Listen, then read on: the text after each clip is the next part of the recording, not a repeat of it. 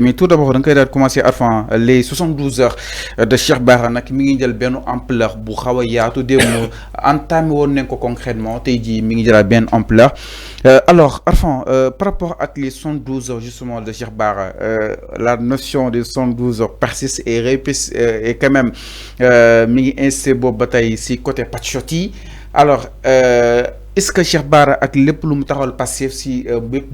bépp moment tey mérité na tey ñu koy taxawoon nii di li nga xam ne que mu di le terme 72 heures si moom. oui xam nga wax naa ko fii démb ñëpp mën nañu 72 heures Cheikh Bara sauf waa Pastef déglu bu baax li may wax dama ne ñëpp mën nañu 72 heures Cheikh Bara sauf waa Pastef je suis d'accord le clan de l'opposition bi ñu 72 heures Cheikh Bara mais pas waa Pastef waa Pastef waruñu 72 heures Cheikh Bara tu sais pourquoi pour ce qu'il a fait pour Pastef pour le combat qu'il a eu à amener ensemble avec waa Pastef nit parfois day tarxiis day juum day wàcc yonent bi bu ñu demee keroog ci moom ñu ne ko nabi ñun de dafa am lu ñuy jaaxal te ñu bëgg am ay tontu mu ne leen lal la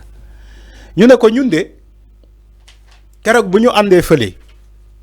suñu mbokk daa juum comment dire suñu mbokk dafa doon xeex mais ñun dañoo xam ni que suñu mbokk moo tooñ léegi ñun xawmuñu lan la ñuy def yonent bi lan la leen tontu mu ne ko sa mbokk bu tooñee da nga koy faral boo leen wéetee nga wax ko dëgg moo tax ma ne la waa Pastef waruñu 72 heures Cheikh Bara même Cheikh Bara bu leen tooñee dañ koy faral publiquement léegi bu ñu wéetee ñu ne ko ah mbër ñu waxtaanee ko seen biir parce que y a ce qu'on appelle cuisine interne léegi bu ñu wéetee ñu ne ko ah mbër keroog de wax nga lii ak lii ci plateau bi ñun bu ñu sañoon nga xoolaata say wax parce que ñun ñoo nekk au pouvoir donc waruñu mën a am xaajaloo ñiy farfee wala ñii demee nële donc nañ ko waxtaanee seen biir mais c'est pas à faire 72 heures Cheikh Bara mais loolu opposition bi la ñuy jàppale mais dañuy prêter le flanc à l'opposition opposition bi day taxaw na le di leen reetaan di ne voilà ñoom ñu ngi 72 heures seen biir Cheikh Bara c'est un fervent soldat de Pastef c'est un fervent soldat de Pastef de Ousmane Sonko c'est un soldat de Ousmane Sonko Cheikh Bara a défendu ce projet Pastef mu jaral ko dem kaso am na ñuy 72 heures sax ñoom demuñu kaso Cheikh Bara dem na kaso ngir projet boobu il faut que ñu fàttali ñi quand même yow tey yaa ngi taxaw di 72 heures Cheikh Bara moom dafa xeex ci projet boobu ba ñu yóbbu ko kaso yow yaa ngi sa biir kër c'est pas comme ça que ça se fait même bu fekkee Cheikh Bara tooñ na dañ ko war a waxtaanee seen biir ñu trouver des solutions c'est comme ça qu'on fait mais pas ay 72 heures Cheikh Bara di ko saaga di ko lii c'est pas comme ça nit parfois mu juum mais ñaata nit ñoo juum fii ci Pastef te Cheikh Bara dafa bokk si les wala kon pas martyrs si les dégâts collatéraux. mais c'est ce que j'ai dit dafa dem kaso. waaw Cheikh Bara dafa dem kaso. il a fait la prison pour le projet. donc amul ku gën a yelloo Cheikh Bara projet Pastef. aujourd'hui il est quoi? c'est pas un député de Pastef. C'est un député de Pastef. Il défend tous les projets, il vote tous les projets de loi. Yo xamantene président joxe nako wala premier ministre joxe nako. Il défend tout ça à l'Assemblée nationale Cheikh Bara. Donc est-ce que amna ko gëna yello Cheikh Bara le projet de Pastef? Je pose la question. C'est aux gens de Pastef de juger. Le terme 72 heures exactement, est-ce que vous nous dépasser à fond parce que si tout le temps on le dit on le redit tey dal na tey si ka waa Pastef soit aussi mu neen 72 heures keneen donc est-ce que waru ñoo dépasser loolu noonu. non 72 heures ça dépend ci ñoom lu ñuy tuddee 72 heures. maanaam képp ku non non man le terme ne me dérange pas. le terme 72 heures ne me dérange pas. lépp lu ñu xam waxal la ko. mais Sénégal réewu sutura la. mais Fallou. ça dépend gis nga 72 heures. mën nga wax te doo saaga nit ki non waroo saaga bu fekkee da ngay 72 heures li nga xamal nit ki nga waxal ko ok mais waroo ko saaga waroo ko xast waroo ko di yow kay nga ne xamal nga ko dara léegi waxal mais bu ko sosal bu ko saaga bu ko xas moo tax ma ne la ça dépend ci li ñuy wooyee 72 heures man le terme 72 heures ne me dérange pas mais le contenu du 72 heures loolu laa ne il faut que ñu revoir ko donte am na ñuy wax dëgg mais am na aussi ñoo xam ne dañuy saaga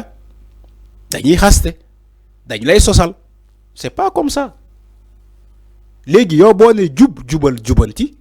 ça va commencer par toi-même. maa ngi gis stade bu li nee na Cheikh Bara Dioum dafa joxe opinion exactement wax naa ko fi démb.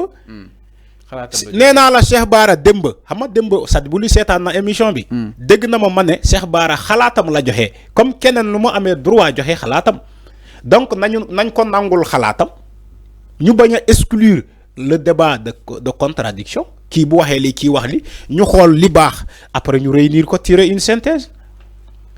maintenant bu fekkee yow sa xalaat kese moo baax xalaat keneen baaxul y a un problème. alors que Cheikh Bara dafa joxe xalaatam. comme yeneen waa Pastef nu ñuy joxee seen xalaat. comme ñu demoon ci marche bi te man ma bokk ci comme ñun lu ñuy joxee suñu xalaat ni que dañuy dem marche pour plaider le droit des martyrs pour ñu juger affaire boobu. ñun suñu xalaat la ñu joxe. Cheikh Bara joxe xalaatam donc il n'est pas dit que sama xalaat moo baax xalaat keneen ki baaxul wala sama opinion moo baax opinion keneen ki baaxul c'est pas comme ça on est dans une démocratie liberté d'expression. Le débat de contradiction, il faut accepter tout ça. Il faut accepter tout ça. Donc, le terme 72 heures ne me dérange pas, mais le contenu du 72 heures m'a dérangé un peu. Parce que vous faites que ni dañuy wax deug, ni di saga, ni di xaste, wala ni di sosalate, franchement, ça pose problème. Ay nit juum nañu fi te ñu bokk ci ñoom Pastef nee naa la Guy Marius Sagna juumoo na fi Abass Fall juumoo na fi le ministre de l'énergie comment il s'appelle Birame Souleye Diop juumoo na fi dinaan xawma képp ko saaga Ousmane Sonko ngeen saaga ko tout ça ces choses là mais les gens ils pardonnent ñi nekk ci Pastef ils les ont pardonnés. Mais pourquoi t'es Cheikh Bara wax na li ñu ne non dañ koy 72 heures c'est pas comme ça moi je trouve ça un peu débordant bon donc ils sont dans eux ils vont régler cette affaire là après ñu jàll ci leneen. Alors mi ngi noonu exactement par rapport ak li nga xam ne que moo di justement mbiru Cheikh Bara Ndiaye ak rebondissement yi nga xam ni itam am na si allant dans sens donc nag mbokk yi fu mu toll nii nag li nga xam ne que moo di thème bi ba tey mi ngi woy exactement di battre son plan alors nañ daal di ñëw itam si leneen ginnaaw loolu du côté de la régie Arfan parlons justement de la réduction des comptes là où on parle exactement de